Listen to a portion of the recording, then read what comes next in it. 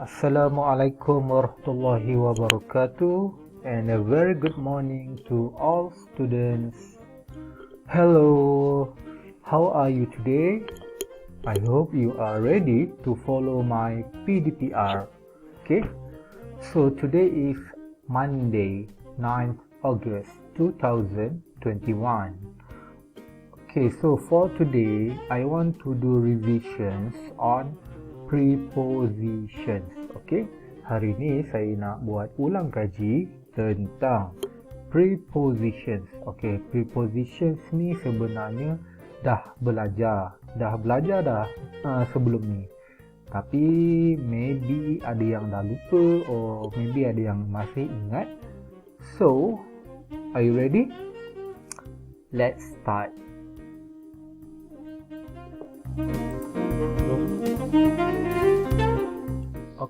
Okay, alright. So now, yes, prepositions in bahasa Melayu is kata sendi. Kata sendi tu bahasa mudahnya adalah perkataan yang nak menunjukkan kedudukan sesuatu benda. That is preposition. Okay, for example, okay, for our lesson we will use the ball. Okay, the ball. Okay, the ball and the box. The ball and the box, bola dan kotak. Okay, now number 1, in dalam, in dalam.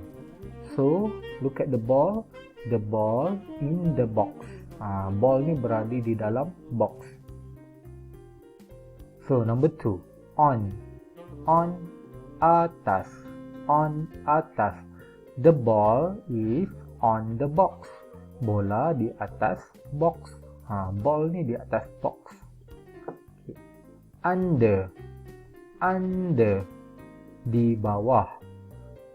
So the ball is under the box. Bola di bawah box. The ball is under the box. Okay. Next to di sebelah. Okay, so di sebelah dua-dua pun boleh. The ball is next to the box. The box is next to the ball. Okay, now behind di belakang. So the ball is behind the box. Bola di belakang kotak. The ball is behind the box. In front of di depan. The ball is in front of the box. Bola di depan kotak. Okay, now between tu di antara or di tengah-tengah. The ball is between the boxes. Okay, bola berada di antara kotak-kotak. Okay, macam di tengah-tengah lah. Alright, so now, okay, today I want you to try to answer these questions. Okay, boleh cuba jawab soalan ini. Okay, so I want you to copy the questions number 1 until number 7.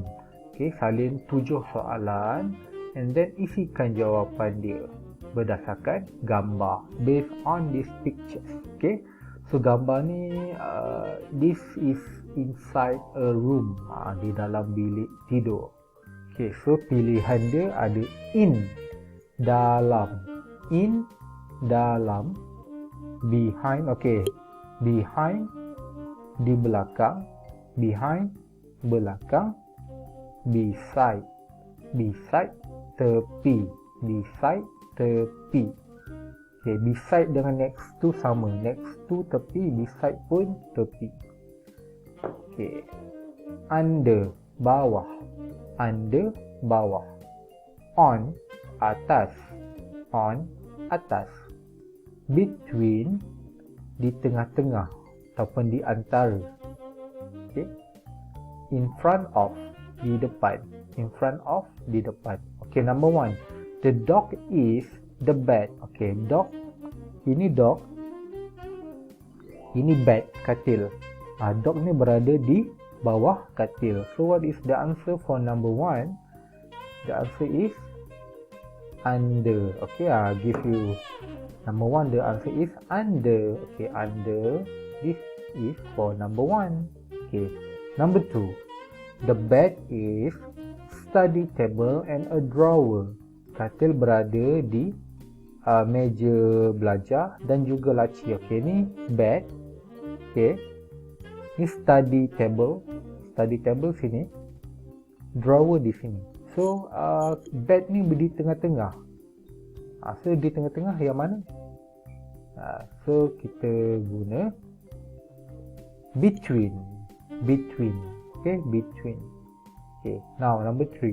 The lamp is the study table. Okay, lamp di sini, study table di sini. Okay, so lamp ni berada di atas. Atas yang mana?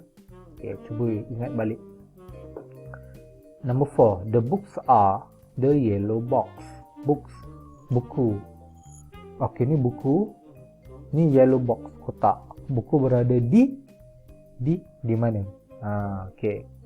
Number 5. The cat is the computer. Okay, ini komputer. Cat tu di mana? Nampak dia di mana? Okay.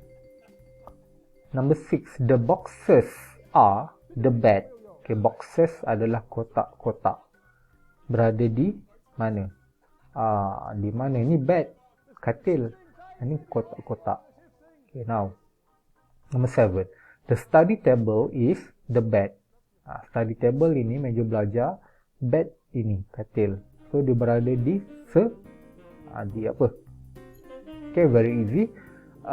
Sangat senang. So I hope everyone can watch this video and do my homework. After you have finished, take picture and WhatsApp to me. Okay, that's all for today and thank you.